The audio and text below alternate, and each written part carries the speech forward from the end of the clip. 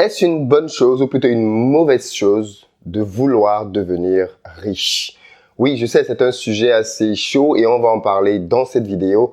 Parce que je sais pas pour toi, mais il y a autour de moi pas mal de personnes qui, quand elles voient que des gens se battent, travaillent dur pour essayer de devenir riches, ont tendance à mal le prendre et à parfois même les juger ou même les condamner. Je sais pas si tu connais des gens comme ça autour de toi ou alors si toi-même tu es comme ça. Mais écoute, dans cette vidéo, on va parler de ce sujet-là très clairement. On va parler de l'argent. Est-ce que c'est bien ou pas de vouloir devenir riche? Je te donne ma position. C'est parti.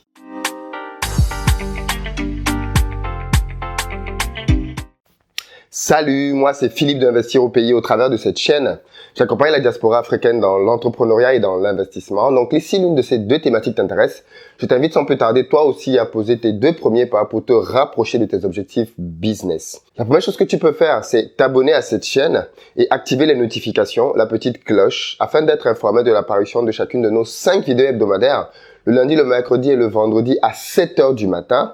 L'idée, c'est que tu puisses bénéficier gratuitement de mes conseils et astuces business pour t'aider à te lancer et à créer ton propre business.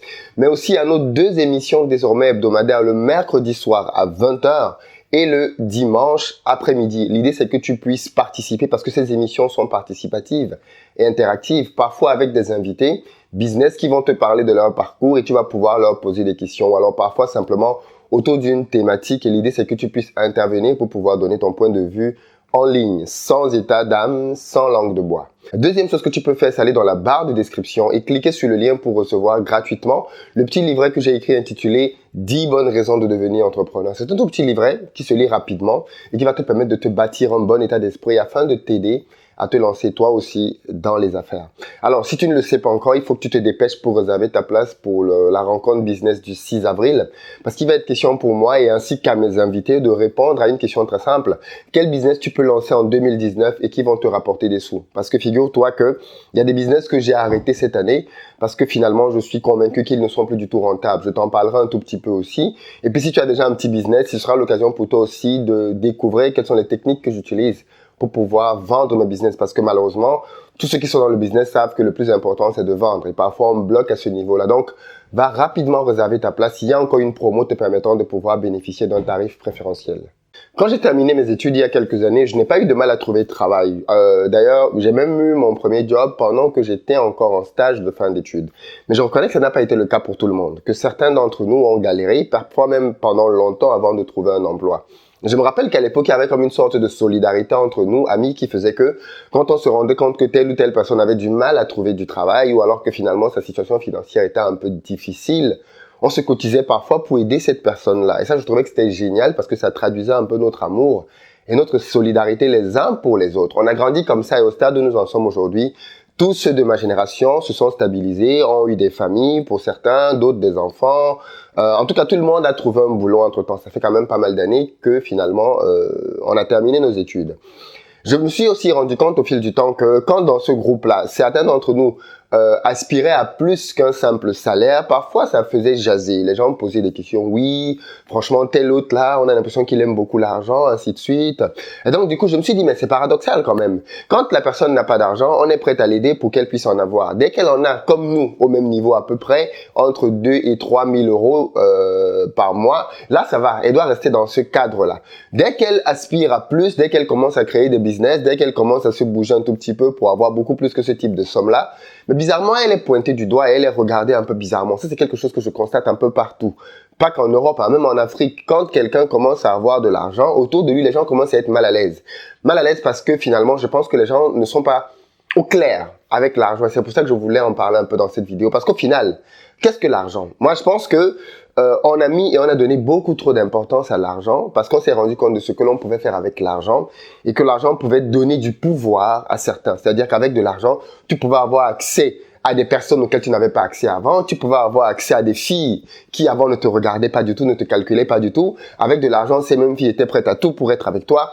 Tu pouvais avoir avec de l'argent accès à des milieux auxquels tu n'étais pas du tout destiné à accéder.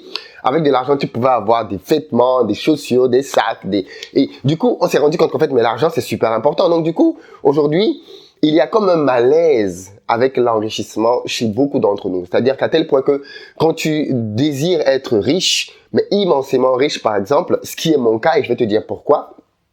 Eh bien, parfois tu es mal vu, parfois tu es un peu pointé du doigt en se disant « Ouais, mais oulala, lui, il a envie d'être riche, alors ça veut dire que c'est quelqu'un de mauvais ou de méchant. » Pourquoi? Parce que généralement aussi, on sait que beaucoup de gens pour s'enrichir trichent. Dans nos pays, en tout cas en Afrique, on sait que beaucoup de personnes qui sont riches le sont devenues très souvent quand il s'agit d'enrichissement rapide de manière illicite. Parfois, elles ont transformé leur poste de travail en comptoir de corruption. Et ça, tu le sais très bien. C'est peut-être le cas d'un oncle, d'une tante que tu connais, ou même peut-être simplement de tes parents. C'est-à-dire, tu sais très bien que tes parents se sont enrichis grâce à la corruption, grâce au vol, grâce à la tricherie. Donc, du coup, il y a un peu comme cette idée-là qui tourne autour de la richesse, de se dire, si quelqu'un parvient à s'enrichir, il a forcément triché, il a forcément volé. Ou alors celui qui veut devenir riche a envie de le devenir parce qu'il va tricher pour pouvoir y parvenir. Ça, bien évidemment, ça semble malsain. Il y a aussi l'autre côté de les riches sont des gens qui sont méprisants, les riches sont les gens qui font du mal autour d'eux, les riches sont les gens qui exploitent d'autres personnes. Donc du coup, là aussi, comme on a vu pas mal de personnes riches le faire, on a le sentiment que tous ceux qui veulent aboutir à la richesse vont devenir des gens qui vont exploiter d'autres personnes, vont devenir des gens qui vont faire du mal autour d'eux. Et donc tout ça ensemble, le concert de tout ça réuni fait que les gens sont très méfiants quant à l'enrichissement. Alors, moi, je ne prétends pas que tout ceci est faux, puisque d'ailleurs je t'en parle et je te dis que ça existe. Mais je pense que on ne peut pas, parce qu'il y a le risque de considérer que c'est totalement négatif de pouvoir se priver de l'argent. Qu'est-ce que l'argent? Pour moi, l'argent en soi n'est ni bon ni mauvais en fait. Je pense que l'argent, ce n'est qu'un outil. En revanche, l'argent est un puissant révélateur de qui tu es réellement. Ce n'est pas l'argent qui va te rendre bon ou mauvais. L'argent va juste venir amplifier ce qui était déjà en toi, ce qui sommeillait déjà. Voilà pourquoi je pense qu'il y a des gens qui sont très pauvres, qui sont très chiches, et qui, même si tu leur donnes des milliards, en fait, ces milliards vont juste te révéler à quel point elles sont chiches et méchantes. Et pourtant, d'autres personnes qui n'ont peut-être pas d'argent, mais ont une âme très généreuse. Et celles-là, si tu leur donnes beaucoup d'argent, eh ben, elles seront un canal par lequel plusieurs autres vont être bénis, plusieurs autres vont recevoir la générosité, ainsi de suite. Donc, en fait, en réalité, l'argent n'est qu'un outil qui va révéler qui tu es réellement. Et je pense que beaucoup d'entre nous se disent, oui, quand j'aurai de l'argent, j'ai envie de construire des hôpitaux, j'ai envie de faire des orphelinats, j'ai envie d'aider les pauvres, ainsi de suite. Et moi, la question que je leur pose simplement, c'est, ok, d'accord, c'est bien d'avoir tous ces projets. Mais au stade où tu es aujourd'hui dans ta propre vie, d'accord? Au stade où tu es aujourd'hui, qu'est-ce que tu fais déjà avec ce que tu as? Parce que je sais qu'il y a beaucoup de gens qui critiquent beaucoup les gens qui sont riches, les footballeurs par exemple, en disant oui, mais lui il a plein d'argent, la vie lui a fait des faveurs et il ne donne à personne d'autre et il ne partage pas. Ok, c'est certainement vrai qu'il y a des footballeurs radins, ça c'est sûr. Mais je veux dire, tout comme ces footballeurs radins, plusieurs d'entre nous, si on te donne les sous aujourd'hui, tous les beaux projets que tu as vont certainement voler en éclats parce que au final, c'était juste de beaux projets que tu avais pour calmer ta conscience. Mais en réalité, ce qui t'intéressait vraiment, c'était l'enrichissement personnel pour assouvir tes propres besoins et tes propres envies. Tu voulais être riche parce que tu voulais une belle maison, tu voulais une belle voiture, tu voulais une belle femme ou un beau mari. Et tu penses que l'argent va être le moyen pour toi de pouvoir vivre cette vie de rêve-là. Donc, dès que tu as l'argent, tous tes beaux projets que tu as aujourd'hui parce que tu es encore pauvre ou alors pas encore assez riche, volent en éclats. Mais en fait, en réalité, je me suis rendu compte que, et ça c'est quelque chose que je tiens de ma grand-mère, quand quelqu'un va être généreux, tu n'as pas besoin qu'il ait 1 milliard de choses pour t'en rendre compte. Avec le peu qu'il a déjà, tu vois comment il le partage, simplement. Et ça, c'est quelque chose qui m'a toujours beaucoup marqué. Tu vas te rendre compte que même depuis petit, les enfants ont des prédispositions différentes en ce qui concerne la générosité. Il y a des petits enfants, tu te rends compte que quand tu lui demandes par exemple du pain, ils ne te donnent pas du tout. D'autres, quand tu lui demandes du pain, enlève un petit bout et te le donne. Et d'autres, quand tu lui demandes du pain, est prête à te donner quasiment tout son pain. Ce sont des traces de ce qu'il y a déjà de planter en eux plus ou moins de générosité. Bien évidemment, ce sont des enfants, donc ce sont des choses que l'on peut cultiver avec une bonne éducation pour les rendre plus ou moins conformes à ce que l'on voudrait qu'ils soient par la suite.